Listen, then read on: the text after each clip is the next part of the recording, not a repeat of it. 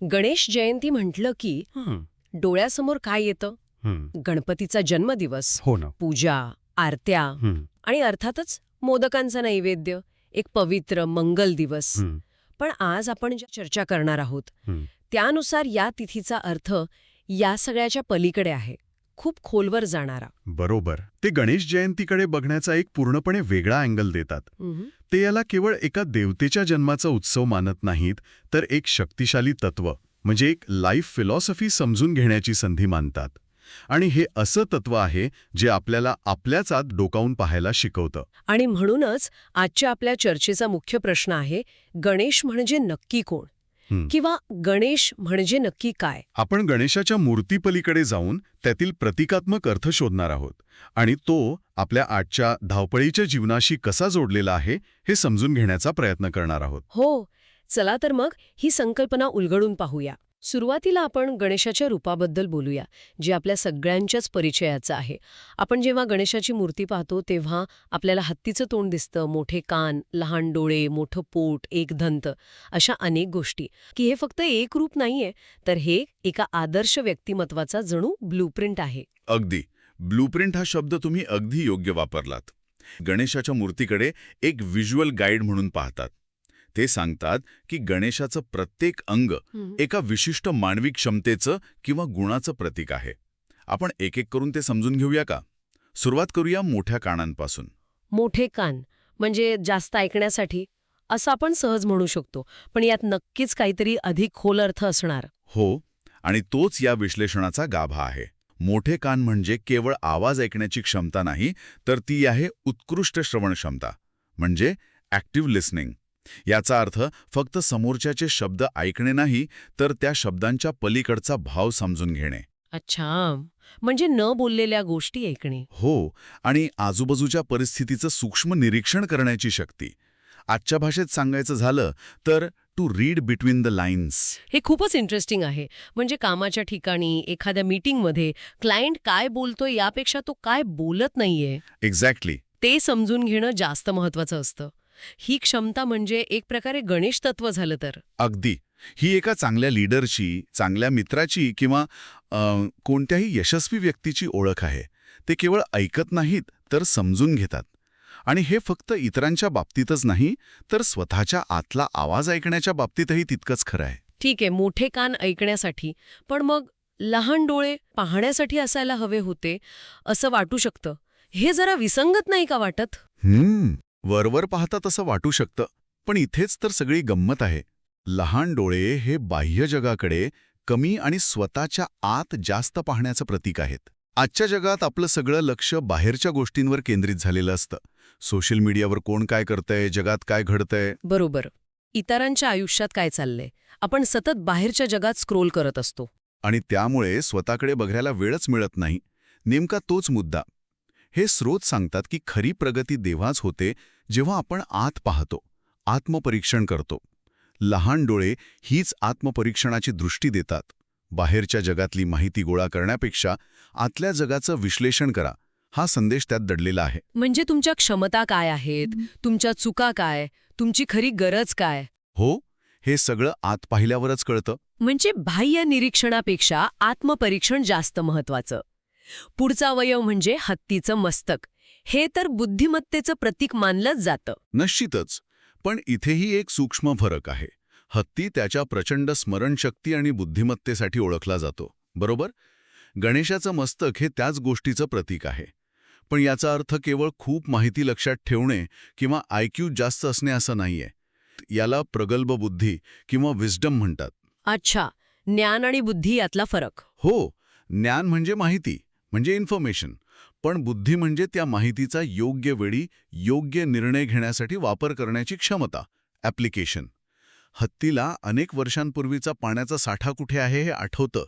त्याचप्रमाणे गणेशाचं मस्तक हे भूतकाळातल्या अनुभवांना, मग ते चांगले असोत व वाईट, त्यांना लक्षात ठेवून त्यातून शिकून वर्तमानातले निर्णय घेण्याचं प्रतीक आहे.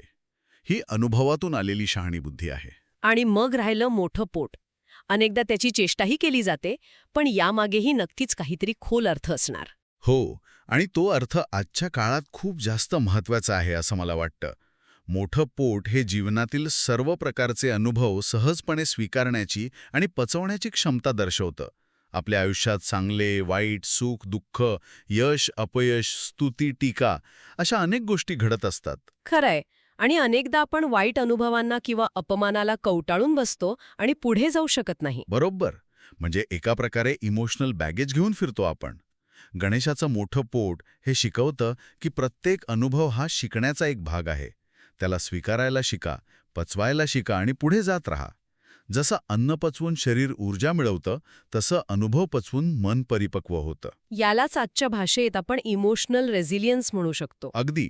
टीका पचवता आली पाहिजे आणि स्तुतीमुळं हुरळूनही जाता कामा नये.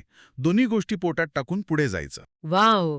म्हणजे जर आपण या सगळ्या प्रतीकांना एकत्र जोडलं तर एक आदर्श व्यक्तिमत्व तयार होतं. एक अशी व्यक्ती जी चांगलं ऐकते, स्वतःचं परीक्षण करते, प्रचंड बुद्धिमान आहे आणि जीवनातील प्रत्येक अनुभव सहज स्वीकारते.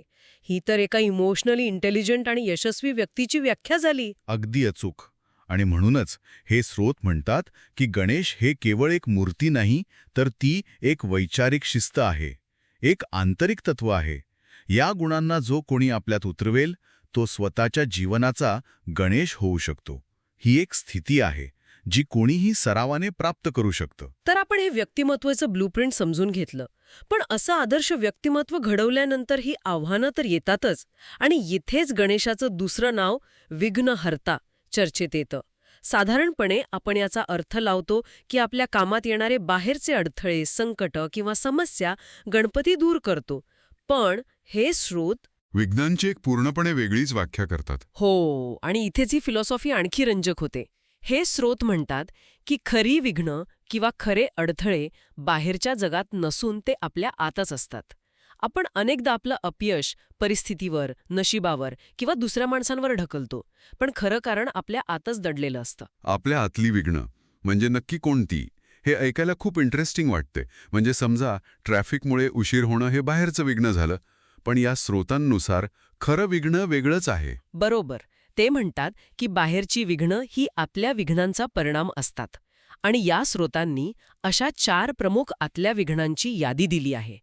पहिलं आणि सर्वात मोठं विघ्न आहे गोंधळलेले विचार, कन्फ्यूज थॉट्स.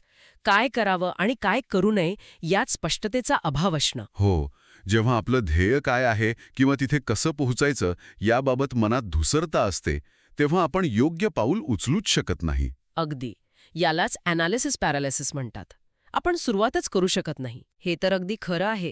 अनेकदा मनात विचारांचा ट्रॅफिक जाम झालेला असतं. दुसरं विघ्न आहे अधीरता, इम्पेशन्स. समजा विचारांना दिशा मिळाली आणि तुम्ही कामाला सुरुवात केली, पण आपल्याला निकाल लगेच हवा असतो. आपण मेहनत करायला तयार असतो, पण संयम बाळगायला तयार नसतो. आजच्या इन्स्टंट ग्रॅटिफिकेशनच्या जगात तर हा खूप मोठा अडथळा आहे. हो, आठवडाभर जिमला जाऊन फरक दिसला नाही की सोडून देण्याची वृत्ती. आपण प्रक्रियेपेक्षा निकालावर जास्त लक्ष देतो आणि त्यामुळेच फसतो. तिसरं विघ्न आहे असंयम, लॅक ऑफ सेल्फ कंट्रोल. म्हणजे स्वतःच्या भावनांवर आणि इच्छांवर नियंत्रण नसणं. रागाच्या भरात घेतलेले निर्णय, मोहापायी उचललेली चुकीची पावलं, आळस, कामाला पुढे ढकलण्याची सवय, हे सगळं असंयमामुळे होतं. म्हणजे तुमचा प्लॅन कितीही चांगला असला तरी जर तो अंमलात आणण्यासाठी लागणारा संयम आणि नियंत्रण नसेल तर तो कागदावरच राहतो. बरोबर. आणि चौथं आणि कदाचित सर्वात धोकादायक विघ्न म्हणजे अहंकार, इगो. मीपणाचा अतिरेक. मलाच सगळं कळतं, माझंच बरोबर आहे, मी कुणाचं काय ऐकू. हा अहंकार योग्य निर्णय घेण्याच्या आड येतो. तो आपल्याला इतरांकडून शिकण्यापासून रोखतो. हो, आणि आपल्या चुका मान्य करू देत नाही. आणि शेवटी आपल्याला एकटं पाडतो. अनेक हुशार आणि प्रतिभावान लोक केवळ अहंकारामुळे अयशस्वी होतात. म्हणजे गोंधळलेले विचार, अधीरता, असंयम आणि अहंकार ही आपल्या आतली 4 विघ्नं आहेत. तर मग विघ्नहर्ता या शब्दाचा खरा अर्थ असा झाला की जे तत्व आपल्याला या आतल्या अडथळ्यांवर मात करायला शिकवतं तेच गणेश तत्व. अगदी अचूक पकडलत. ही एक प्रकारे आपल्या मनाची अँटीव्हायरस सिस्टीम आहे. गणेश तत्व हेच शिकवतं की बाहेरची विघ्न दूर करायची असतील तर आधी बुद्धी स्थिर करा. गणेशाचं मस्तक बुद्धीचं प्रतीक आहे, हे आपण पाहिलं. जेव्हा बुद्धी स्थिर आणि विचार स्पष्ट होतात, अहंकार दूर होतो तेव्हा बाहेरचे अडथळे आपोआपच लहान वाटू लागतात. किंवा त्यावर मात करण्याचा मार्ग स्पष्ट दिसू लागतो. बाहेरच्या परिस्थितीवर आपलं 100% नियंत्रण नसतं, पण आपल्या आतल्या विचारांवर आणि वृत्तीवर नक्कीच असू शकतं. तर मग या सगळ्याचा अर्थ काय? आपण प्रतिकात्मकता समजून घेतली, विघ्नांचा खरा अर्थही पाहिला. मग गणेश जयंती या तिथीचं खरं महत्त्व काय? जर हा दिवस फक्त पूजा, नैवेद्य किंवा कथा ऐकण्यापुरता मर्यादित नाही, तर या दिवसाचं नेमकं उद्दिष्ट काय? गणेश जयंती ही एका नव्या सुरुवातीची तिथी आहे. हा मुद्दा खूप महत्त्वाचा आहे. जसं आपण प्रत्येक शुभकार्याची सुरुवात गणेश स्मरणाने करतो, त्यामागे एक प्रतिकात्मक अर्थ आहे. कोणतंही काम सुरू करण्यापूर्वी आपली बुद्धी स्थिर असावी, विचार स्पष्ट असावेत, ही त्यामागची भावना असते. त्याचप्रमाणे ही तिथी वैयक्तिक आयुष्यात एका नव्या अध्यायाची सुरुवात करण्याचं प्रतीक आहे. नव्या अध्यायाची सुरुवात म्हणजे कोणत्या प्रकारची सुरुवात? स्वतःमध्ये बदल घडवण्याची सुरुवात. हो, की ही तिथी मुख्यत्वे 3 गोष्टींची सुरुवात आहे. पहिली, स्वतःकडे पाहण्याची सुरुवात, म्हणजेच आत्मपरीक्षण करून मी कोण आहे, माझ्या क्षमता काय आहेत, माझ्या आतली विघ्नं कोणती आहेत, हे प्रामाणिकपणे समजून घेण्याची सुरुवात. याला आपण सेल्फ अवेअरनेस म्हणू शकतो. आणि दुसरी सुरुवात कोणती? दुसरी सुरुवात आहे आपल्या विचारशैलीला आकार देण्याची. Shaping your thoughts. आपले विचार कसे आहेत, ते आपल्याला पुढे घेऊन जाणारे आहेत की मागे खेचणारे आहेत, यावर चिंतन करून आपल्या विचारांना एक योग्य, सकारात्मक आणि रचनात्मक दिशा देण्याची सुरुवात म्हणजे गणेश जयंती.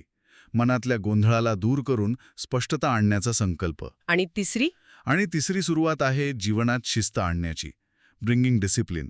ही शिस्त केवळ वेळेवर उठण्यापुरती मर्यादित नाही, तर विचारांमध्ये शिस्त, निर्णयांमध्ये शिस्त आणि कृतीमध्ये शिस्त आणण्याची सुरुवात.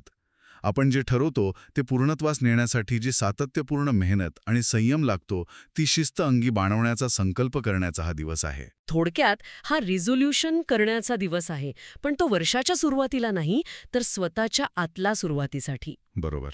म्हणजे या दिवसाचा संदेश खूपच स्पष्ट आणि थेट आहे. आधी विचार स्वच्छ करा, मग कृती करा.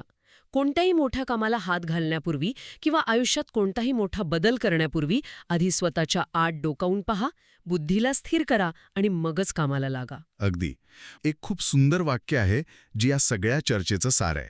ते म्हणतात, गणेश जयंती म्हणजे अंतर्मुखतेची सुरुवात. हा बाहेरच्या जगात उत्सव साजरा करण्याचा दिवस तर आहेच, पण त्याहूनही अधिक हा आपल्या आत एक नवीन प्रवास सुरू करण्याचा दिवस आहे. तर आजच्या या चर्चेतून एक गोष्ट अगदी स्पष्ट होते की गणेश जयंती हा केवळ एक धार्मिक सण नाही, तर तो आपल्या बुद्धीला आणि विचारांना शिस्त लावण्याचा, आत्मपरीक्षण करण्याचा आणि एका नव्या, अधिक सजग आयुष्याची सुरुवात करण्याचा दिवस आहे. हे एक वैयक्तिक विकासाचं तत्वज्ञान आहे, जे एका सणाच्या रूपात आपल्यासमोर येतं. की खरी विघ्नं ही आपल्या आतच असतात. गोंधळलेले विचार, अधीरता, असंयम किंवा अहंकार. तर मग आपण सर्वांनी स्वतःला हा प्रश्न विचारायला हवा की या 4 पैकी असं आपलं सर्वात मोठं अंतर्गत विघ्न कोणतं आहे, जे आपल्या प्रगतीच्या आड येते. आपल्या वैयक्तिक सॉफ्टवेअरमधला तो कोणता बग आहे जो आपल्याला मागे खेचतोय. तो ओळखता आला तर त्यावर मात करण्याचा मार्गही सापडू शकतो. आणि कदाचित तिथूनच खऱ्या अर्थाने एका नव्या अध्यायाची सुरुवात होऊ शकेल.